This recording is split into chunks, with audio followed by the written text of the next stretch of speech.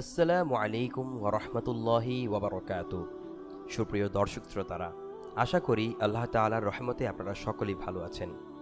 মুসলমানদের সবচেয়ে বড় ধর্মীয় উৎসব হল ঈদুল ফিতর ও ঈদুল আজহা। এই দুই ঈদের পুরুষ ও মহিলা উভয়েরই ঈদের নামাজ আদায়ের নিয়ম রয়েছে, কেননা ঈদের নামাজ আদায় করা সুন্নাহ। তাই আজ আমরা মহিলাদের ঈদের নামাজ পড়ার নিয়ম ও নিয়ত সম্পর্কে জানব। তো চলুন বেশি দেরি না করে মহিলাদের ঈদের নামাজ পড়ার নিয়ম ও নিয়ত সম্পর্কে জেনে নেই। মহানবী হজরত মুহাম্মদ সাল্লাল্লাহু আলাইহি ওয়াসাল্লাম নারী পুরুষ উভয়কেই জামায়াতের সহিত ও পর্দার মাধ্যমে ঈদের নামাজ আদায়ের হুকুম দিয়েছেন।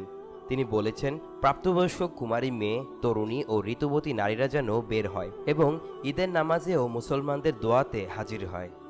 ঋতুবতী নারীরা যেন নামাজের জায়গা থেকে দূরে থাকে। সহিহ বুখারী। প্রথমে যেই ঈদের নামাজ আদায় করবেন সেই ঈদের নামাজের নিয়ত করতে হবে। যেমন আপনি ঈদুল ফিতরের জন্য নামাজ আদায় করলে আপনি ঈদুল ফিতরের জন্য নিয়ত করবেন।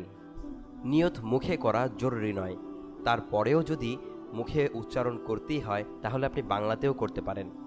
আমি কেবলামুখী হয়ে আল্লাহর সন্তুষ্টির জন্য অতিরিক্ত 6 তাকবীরের সঙ্গে ঈদুল ফিতরের 2 রাকাত ওয়াজিব নামাজ এই ইমামের পেছনে আদায় করছি। আর যদি আপনি একা নামাজ আদায় করে থাকেন তাহলে বলবেন, ঈদুল ফিতরের 2 রাকাত ওয়াজিব নামাজ আদায় করছি বলে আল্লাহু আকবার বলবেন।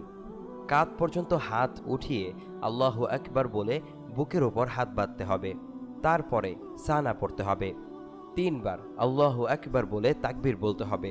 তারপর প্রথম 2 বারে কাঁধ পর্যন্ত হাত তুলে ছেড়ে দিতে হবে এবং তৃতীয়বারে হাত বাঁধতে হবে এবং প্রতি তাকবীরের পর 3 বার সুবহানাল্লাহ বলার সময় থামতে হবে। এর মানে ধীর স্থিরভাবে তাকবীরগুলো দিতে হবে। তারপর সূরা ফাতিহার সাথে যে কোনো একটি সূরা পড়তে হবে। তারপর স্বাভাবিক নামাজের মতো করেই রুকু ও সিজদা করে দ্বিতীয় রাকাতের জন্য উঠে দাঁড়াতে হবে। তারপর আবার দ্বিতীয় রাকাতে সূরা ফাতিহার সাথে অন্য একটি সূরা মিলিয়ে পড়ে 3 বার আল্লাহু আকবার পড়ে 3টি তাকবীর সম্পন্ন করতে হবে।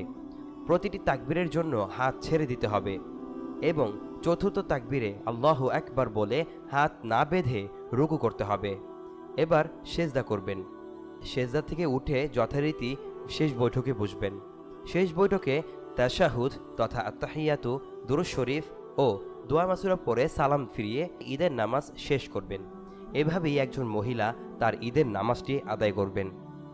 ঈদের দিনে মহিলাদের ঈদগাহে যেতে রাসূল সাল্লাল্লাহু আলাইহি ওয়াসাল্লাম বিশেষভাবে নির্দেশ দিয়েছেন, কারণ এতে করে মহিলারা ঈদের মাঠে তাকবীর ও দোয়াতে শরীক হতে পারে। আমাদের বাংলাদেশের ঈদগাহেতে প্রতি বছরই মহিলাদের জন্য সুব্যবস্থা রয়েছে এবং জাতীয় মসজিদ বাইতুল মোকাররমেও মহিলাদের জন্য আলাদা নামাজের জায়গার ব্যবস্থা করে দেওয়া হয়েছে। চাইলে মহিলারা সেখানে গিয়েও নামাজ আদায় করতে পারেন। আজ তাহলে এই পর্যন্তই। আপনাদের সাথে দেখা হবে অন্য কোনো ভিডিওতে। সকলকে ঈদ মোবারক।